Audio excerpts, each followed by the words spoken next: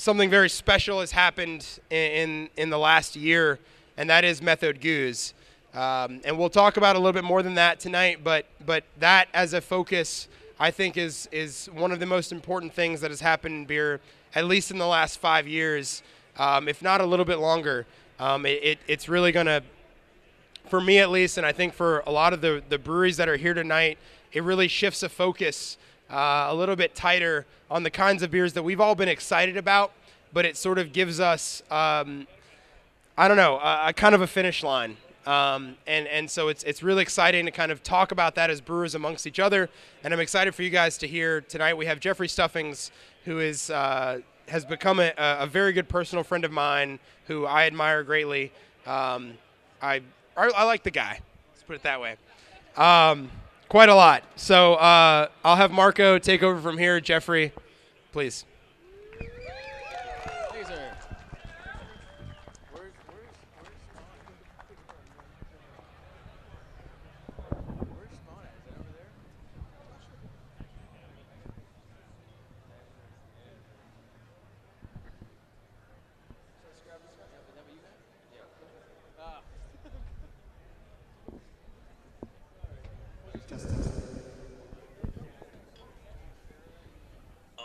I too love this gentleman over here, Jeff Stuffings. Just as a start, I mean, Jester King is for me one of the most influential breweries right around today, and just as far as going out to the brewery itself, it's just a gorgeous landscape that you guys have created for yourselves. I went and saw you maybe half a year ago or something, and I show up and you're weed whacking and creating this beautiful, place for people to come and enjoy your beer. Before we get into the actual Method Goose and SPON, I guess it seems purposeful, but how much of that, creating the atmosphere goes into what you think? I guess creating the perception of your beer for people. I mean, do you really embrace that? And first of all, thank you, Marco, and thank you, Chris from Green Bench. And I mean, this is such a spectacular event. I mean, I hope everyone appreciates really the caliber of beer and brewers that are here tonight at this event. I mean, it's super special, and I think Green Bench does a phenomenal job of kind of fostering that community of artisan beer and beers that are often very much driven by place and time, which is really kind of the philosophy behind what we do at Jester King. I mean, ultimately, we're trying to make beer that's very unique to our natural surroundings. I mean, if you ask a farmhouse brewer these days, like, what is a farmhouse ale? You may get like 10 different responses depending on who you ask. And, for us at Jester King, kind of in reference to what you were saying, Marco, about, the land around us and how it influences our beer, is we really just try to embrace what is growing around us, what is free-floating in the air around us, and kind of harness that to lead to an outcome that's outside of our immediate control. I mean, I think a lot of the kind of fun in making these styles of kind of funky beers that are driven by their environments is to kind of let go a little bit and just kind of see what happens by allowing, native microflora, the character of our well water, the character of our grain, the aged hops from our barn, letting that just kind of develop into this kind of amalgamation that can kind of go in many different directions, some positive, some negative. And, here, I'll just kind of maybe finish this question with like a little example of something that I think was really cool for us recently. We just were able to brew and release the first beer in modern Texas history, as far as we're aware, with 100% Texas grown and malted barley, which I think is like very reflective of our philosophy at Jester King. And it's like this dark malty beer that is only like mildly tart. And I mean, we don't make many dark beers and or malty beers, and not that we don't like those, it's just never been like a huge part of our philosophy. And basically the grain dictated what beer we made. It was like high in protein, which led to it being more highly kilned, which led to more kind of these like rich, toasty, melanoidin-y type of flavors, which led to this like kind of dark, chocolatey, biscuity beer. And, again, I think that's farmhouse brewing. Like, the grain around us that came from Texas soil led to a particular beer, rather than us going out and saying we're specifically going to make, a certain style of beer and a certain flavor profile. I know we're going to talk about spontaneous fermentation and, goose and all that stuff. And like to borrow, a phrase from, one of the greatest brewer blenders in the world, Jean Vinois from Cantillon. Jean always says, I'm not a brew master. I'm not trying to master every aspect of the beer. I'm just a companion along for the ride as the beer progresses. And I think that's, very much something that we've adopted as well. Yeah, I mean, you probably more than, off the top of my head, more than any other brewery right now is really kind of taking that to a whole new level. I mean, not only are you kind of thinking that way, but you're starting to grow your own ingredients on your property, much more so than since I've been there. I know that. And why is it so important for you as a brewer to do that?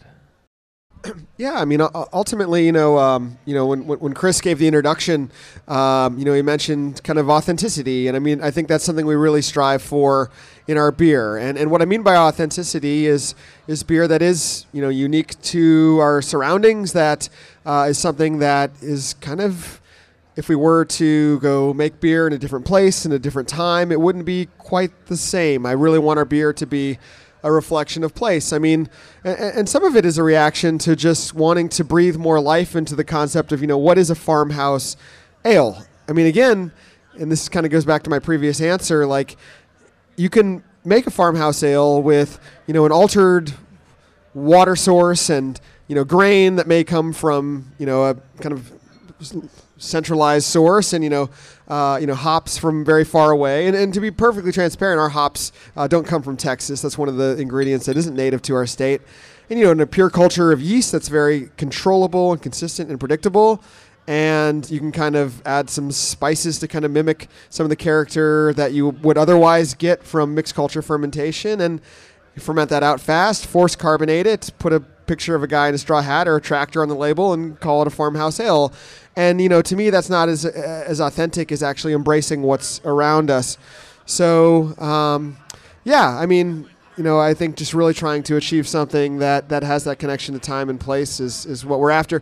And along those lines, I mean, what we've done most recently at Jester King is buy up some land around us. Kind of our big expansion project back in 2015 was to buy up about 58 acres around the brewery to start farming it. We recently brought a farmer onto our staff. This is our second planting season that we're just about to come up on here. So far we've done, peaches, plums, blackberries. We're about to start growing melons, hops, some grains. And then my hope is that, 5 years from now we'll have a vibrant farm where a lot of our raw ingredients are coming from. And then ultimately, I feel I have a passion for kind of all things fermentation, cheeses, breads, meats, vegetables. So essentially anything where microbes can kind of work their magic is something that I'd like to ultimately see at Jester King. So kind of having this kind of ecosystem of fermentation, producing a lot of different fermented foods and beverages is our ultimate goal. That's pretty amazing. For those of you guys who haven't been to the brewery, you need to try and make your way out there. I mean, it's to hear these things is one thing, but to actually see them is another. It's just a gorgeous place. Is that Fentau? All right, Chris is gonna go around pouring Fentau a little bit. Sure. Whatever. Either way. No, it's fine. That's. I'm confused by what happened just there. Fentau. So we talked about it a little bit before in our prior interview on Craft Commander, but I guess the Spark Notes version of what Fentau is. Sure. And then maybe a little bit behind the meaning of Fentau, because there's a kind of a symbolism behind it as well. There is. Which may be kind of relevant now more than ever. Yeah. So as far as Fentau, it is one of our barrel-aged fermentations that we blend and then re-ferment with Texas peaches. Texas has some really excellent peaches grown very close to us. Specifically, June Gold and Texas Royal are the varieties of peaches. And, we always get very excited around kind of, May, June when the peaches are just starting to come in. All we do is just get them from Fredericksburg, Texas, just down the road from us. take the peaches, tear them in half, de-pit them, toss them into a Foeder with some beer that's been matured in oak barrels for anywhere from about 8 to 14 months. Let them ferment out to dryness, allow all of the yeast and bacteria that's in the beer to consume all of the sugars and the fruit. If all goes well, we've got a tart, dry beer that hopefully has some new flavors and aromas that are greater than the sum of the parts. And then rack the beer off of the peaches and then naturally re-ferment the beer. Fentau, and by the way, all of our naming and artwork, everything visual about our brewery, aside from, everything that's not the actual beer itself, comes from our in-house artist. His name's Josh Cockrell. He's been with us from the beginning. He's one of my old homebrewing friends. And Fentau it was kind of our marriage equality beer. We released it about 3 or 4 years ago, before the Supreme Court decision that made gay marriage the law of the land, and essentially it's just like a little tribute to this like Chinese love story called The Shared Peach, which is just a simple story of like a man sharing a peach with his lover, and that was that simple. So Shared Peach is the name of the beer. Fentau means the shared peach. Awesome. It's a really phenomenal beer. Make sure Chris pours you some, because whatever. Anyways, we're going to talk about SPON too, because SPON's the beer Chris was referring to when he was saying, one of the more important beers of the last. One of the more important beers for American craft beer in general, and it's the Methode Goose. So I guess why engage in this process of the Methode Goose, and what is SPON all about to you guys? And let's after that we'll get a little bit more technical, maybe for people who want to understand what goes into that. Well, sure. Kind of starting from kind of a macro level. We started a spontaneous fermentation program at Jester King. It was late 2012. So it's been, we've gone through 5 seasons now of making 100% spontaneous fermentation. And I imagine everyone's listening right now is more or less familiar with what spontaneous fermentation is. But just for everyone's benefit, these are beers we make without pitching yeast. For most of what we're making, we take a mixed culture of all different types of microbes that we've just kind of cultured from around the brewery, that we kind of keep propagated like a sourdough starter, just kind of something we keep going and feed to keep it alive. But for a certain number of beers that we do during the colder months of the year, which in Central Texas is pretty much just December, January, February, we do 100% spontaneous fermentation. We don't pitch any yeast or bacteria to the wort. We just allow the wort to sit out overnight, exposed to the night air, and then just whatever microbes are either floating through the room, are previously existing in the room, fall into the wort and inoculate it, and then the beer ferments spontaneously, meaning we're not pitching yeast. The beer just starts fermenting by being inoculated with airborne yeast and bacteria. You mentioned, SPON Methode Goose. We were heavily inspired to make this beer by a trip to one of the most influential breweries in the world, whose beer has been on tap tonight. Brasserie Cantillon in Brussels, Belgium, and visiting that brewery for the first time was a very special experience, where you're kind of smelling and tasting kind of the building, almost like the walls are kind of making the beer, all of the microbes are just right there, and Jean from Cantillon always says that if I tried to go make this beer somewhere else, I couldn't do it, because it's really just the microbes themselves that exist in the walls that impact the character of the beer, and so having visited Cantillon for the first time in 2012, I was motivated to go back to Texas and see if spontaneous fermentation could even really exist. We're a hot weather environment, and, I had a lot of skepticism, if it would even be possible to do spontaneous fermentation in Austin, Texas. But sure enough, the wort did ferment, and we decided to take a very traditional approach. We're talking, a grist of malted barley and raw wheat, aged hops from our barn, well water, a technique of mashing called a turbid mash, an extended boil, and then transferring the wort to a cool ship right around like 7 p.m. at night, opening up the windows and letting the night air flow into the room, letting the wort cool naturally and the microflora to just fall into the wort. Then draining the cool ship the next morning, and then transferring the wort into oak barrels to ferment spontaneously, and then ultimately doing a blend of that beer. We were inspired to do a 3, 2, and 1-year-old blend in the style or method or technique of Belgian Goose. And then, I was kind of faced with the conundrum of like what to call this beer. We've always been very respectful of the lambic producers and have always been careful to, make very clear that like what we're doing here is not goose or lambic, that these styles hail from, Brussels and the Zena Valley and the Pajottenland, kind of this area that surrounds, that part of Belgium. And so going back to, Cantillon, I asked Jean Van Roy from Cantillon, like, what should this be called? Like, what is this beer? Like, what is this style of fermentation, this technique of beer making in the United States or really anywhere outside of Belgium? And, Jean's answer to me was that you're embracing the technique or the method, but not the appellation, not the place. So Jean recommended we call it Méthode Goose, very much in line with like Méthode Champenois.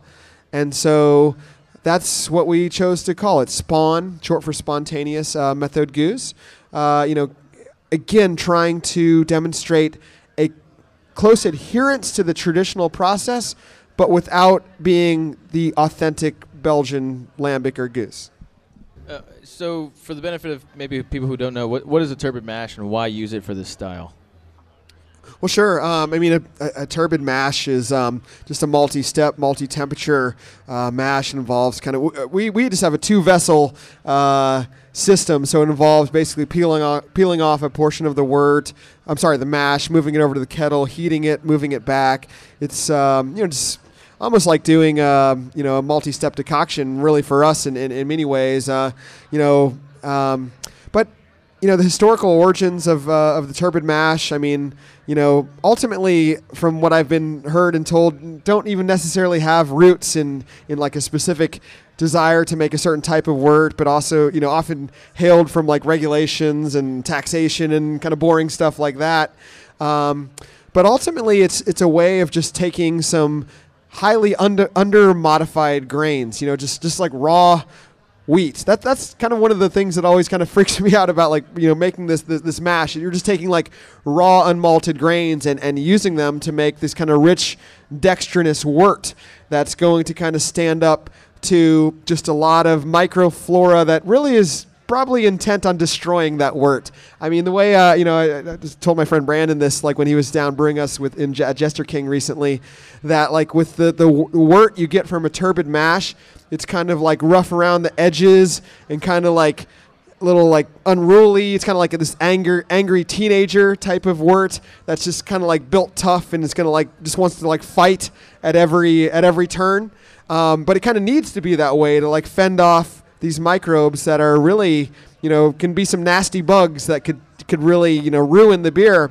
But then as the beer kind of matures and mellows out and gets more kind of just accustomed to its old age, it becomes more mellow and therefore kind of drinkable and enjoyable. So, yeah, I think the turbid mash kind of creates a almost like a defense mechanism against, just naturally occurring microbes that are, maybe not so friendly to the wort.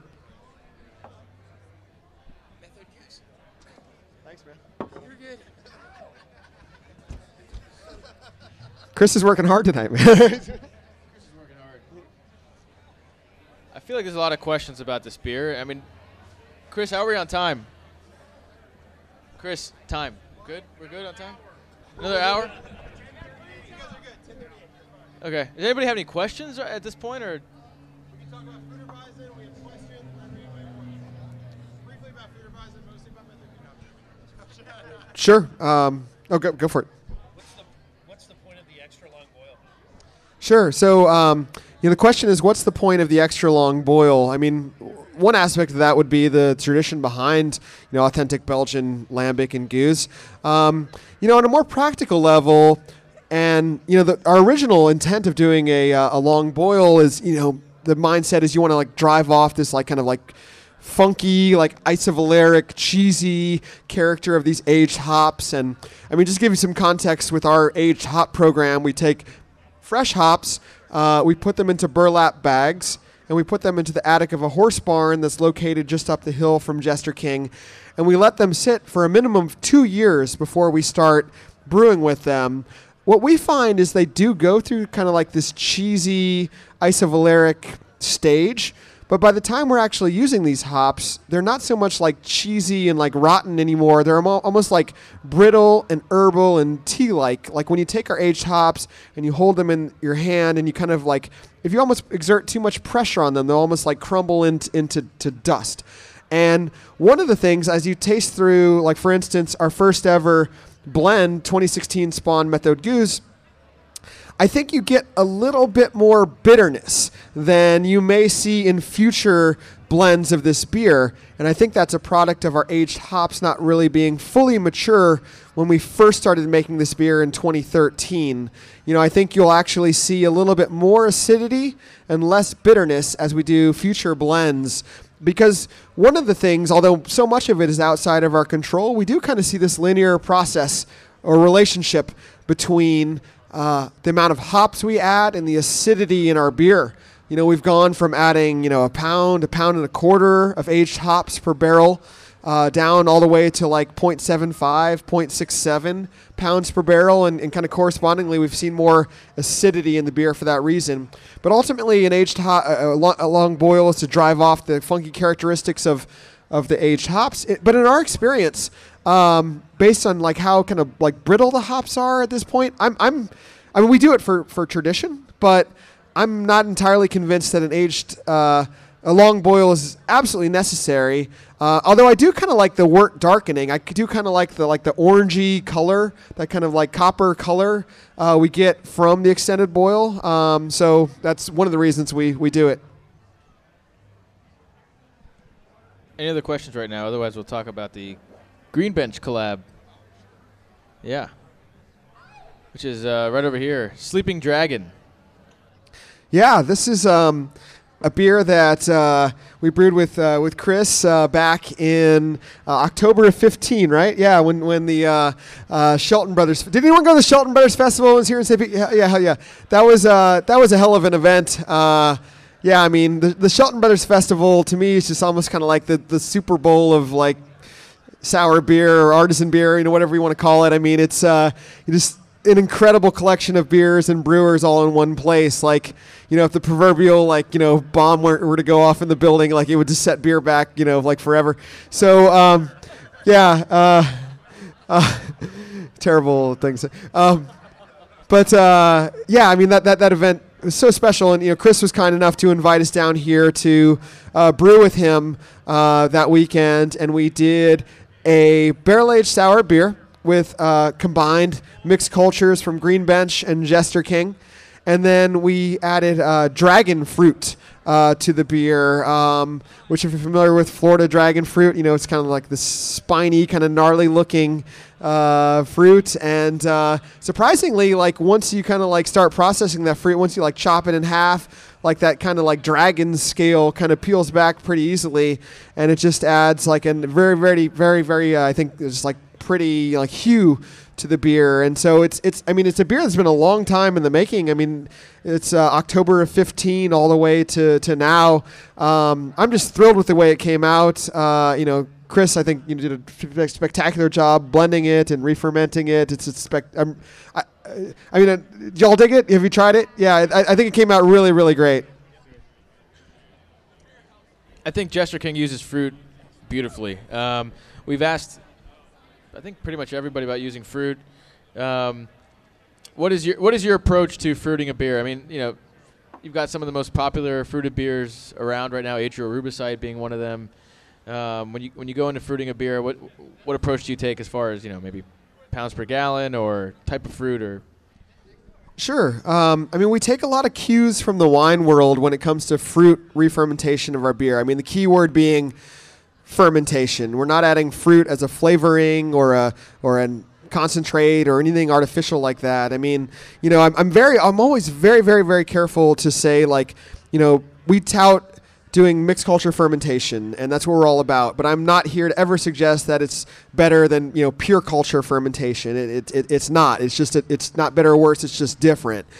I will say, though, in my opinion, though, that use of fruit where you're actually fermenting the fruit, I think, is significantly better than adding fruit as a flavoring. I mean, think about wine. Like, why do we like wine so much? It's because the grape juice has actually been fermented, and that creates all these kind of wonderful flavors in wine. There is and by the way, the microbes on the skin of the fruit is kind of underrated. Like, there was an article that came out, a couple years back, just talking about terroir in the wine world, and a lot of credit was given to the microflora that's actually on the skin of the grapes. There's a winemaker to the south of us in Texas who makes natural wines, and he always says the umbilical cord between his vineyard and the wine is the microflora that travels into the winery on the skin of the grapes from his vineyard. And I think there's a lot of truth to that. So we take fruit and then re-ferment it with the naturally occurring microbes that are either on the skin of the fruit or in our beer. Let it completely dry out. I mean, I'm all for, beers that have a lot of residual sweetness. I'm a fan of, imperial stouts. Like, I love that style. But I think when it comes to, fruit re-fermentation, I love, like, the dryness associated with it. And I love kind of like that tart characteristic. Like, a lot of people who don't like, beer in general, they tend to kind of like maybe they're wine drinkers who don't like beer. They tend to actually kind of like sour beer, especially sour beer re-fermented with fruit, I think, because of that dryness and that acidity. And so we do a technique called a punch down, which is basically taken directly from the wine world, where we take the fruit and we take this, basically, it looks like a big potato masher, and just kind of punch down on the surface of the fruit to get flavor and color extraction from it. And it's only like about 2 to 4 week process. Like, we just, age this beer for a very long period of time and then re-ferment it with fruit, let it dry out, and then rack the beer off the fruit, and then bottle condition the beer. So yeah, re-fermentation, trying to make something that's greater than the sum of the parts is really what we're trying to do with fruit. Punching down, how often do you get in there and punch down? Sure. Is that a euphemism or something? But all right. Yeah. All right. We do. So when the fruit is just starting to re-ferment, we're getting. A lot of just like CO2 pressure, which kind of causes the fruit to rise to the surface of the fermentation. And our fear is that, like, if the fruit is just like suspended up there at the surface, it'll start to dry out and can be like kind of a harboring environment for Acetobacter, which is just a perfectly fine to consume microorganism, but does produce some kind of vinegary flavors. And, one of our mantras at Jester King is like, whatever we're doing, make it drinkable. I mean, if you're making Pilsner, Imperial Stout, or barrel-aged sour beer, it should be drinkable, meaning that you have one glass and you're like, oh, I'd love to have another. So I think one of the things that stands in the way of sour beer being drinkable can be acetic acid, which is kind of like this harsh acid that can kind of burn your throat. And so for the first 7 to maybe 14 days of the fruit re-fermentation, we're doing punch downs typically about twice a day to make sure that we're just getting that fruit really incorporated into the fermentation and not kind of drying out on the surface of the fermentation. We've got Foeder also. If you just, Chris wants me to talk about. It's sitting on the corner over there, but I think it's being poured over there. Chris wants us to talk about that. Sure. Yes, Foeder is a collaboration with one of, I think, the best American makers of German and Czech style pills and Hefeweizen. They're called. Anyone heard of Live Oak Brewing in Austin, Texas? Yeah. Yeah, they're a hell of a brewery. They're the oldest Austin brewery. They've been around since the 90s, and they make a really, really great Hefeweizen. By the way, you look at like the beer ratings on Beer Advocate. They're like the only like traditional like non-geeky style that like gets traction on like the world's top 100 beers. Like they make a Hefeweizen that people like geek out about and trade. So I think that's pretty amazing that they're able to pull that off. So we take the Hefeweizen wort from Live Oak. It's legal for us to take the wort from their brewery and move it to ours because it's not beer. It's just sugar water. So we're allowed to transfer it. And then we move it over into one of our foeders. And then we simultaneously pitch their Hefeweizen yeast and then our mixed culture of native yeast and bacteria. Let it ferment out in the foeder, get nice and tart and funky. And I think it still retains a little bit of that Hefeweizen characteristic to it. So it's kind of like a foeder-aged sour beer Hefeweizen hybrid. How long is it taking you guys to get your culture? I know your culture is a monster, but is there an average time for that culture to ferment your beers out? Is it dependent on the style, yeah, maybe an average? Yeah, I mean the question is kind of like how long does it take out for our mixed culture to achieve dryness? And I mean for that, we typically will do we'll see the beer like completely dry out within like 3 or 4 weeks. So, getting the sugars consumed isn't really the hard part. It's kind of allowing time for the flavors and aromas to mature, and that takes much, much longer. So, to steal a phrase from my friend Adair at Sante Adarius out in California, she likes to say, we do the aging of the beer for you. Our beer is very old by the time it reaches your glass, and that's really just a product of letting the mixed culture do its thing over time. Awesome. I think that we're out of time, but if anybody has any questions, we'll entertain those. Any more questions?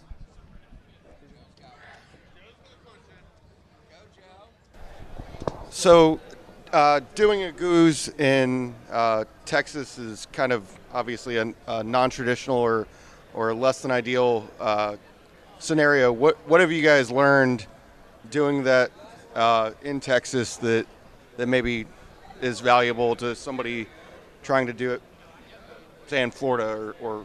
Yeah. No, I mean when we started doing spontaneous fermentation, there were a lot of Belgian brewers, there were American brewers just saying like this is not possible. There are these magical yeasts that exist around Brussels and the valleys surrounding the city, and these beers cannot be made outside of this environment. And I'm not here again to tell you that anything we're doing is authentic goose or lambic. It's not. But it's very apparent at this point in time that these microbes are everywhere. I mean, I'm not obviously not the scientist, but I mean, like, from what I understand, I mean, like, the microflora that are around us like help sustain life on this planet. So, these exist everywhere. So there's not anything magical, I would say, about any particular part of the world. I mean, are there differences from the fermentation you'll get in various parts of the world? Absolutely. But spontaneous fermentation can be done anywhere. And so when I run into brewers that are starting programs of spontaneous fermentation, which, at this point in time, there are an awful lot of right now in the United States pursuing spontaneous fermentation, which I think is an awesome thing, provided the quality is going to be there. I would say, if you're in Florida, take advantage of the narrow window of cold night air you get. I'm actually from Bradenton. That's where I grew up. Yeah. So, I understand how, it's a very narrow window of time, but, Texas isn't much better. We get maybe like 8 to 15 nights a year where the overnight lows drop into the 40s, which in our experience isn't maybe like ideal, but it's cold enough to take boiling hot liquid and put it in a cool ship and have it go from boiling temperature to about like 70 degrees the next morning. And it's going to go. I mean, we were very hesitant. Like, will this beer even ferment when we first started doing spontaneous? I guarantee you, you're exposing wort to nature. It wants to ferment. It will ferment. It may not be a great beer, but it will go. So I encourage brewers everywhere, no matter where they are. Yeah, if you're interested in this style of beer making, by all means, experiment with spontaneous fermentation.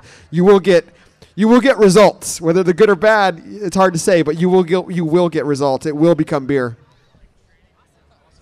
Great question. We're good to go. So, hey, thank you, everybody. Thank you, Jeff, Jester King, all the other brewers that were here tonight. This is the best event of the year. So, thank you.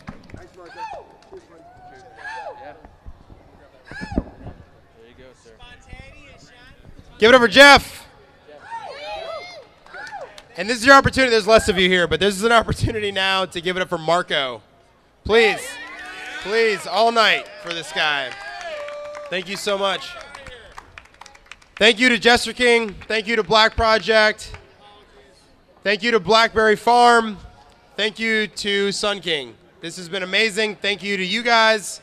There is one last Cantillon beer on tap right now. I don't want you guys to miss it, so I'm going to keep this really short and sweet.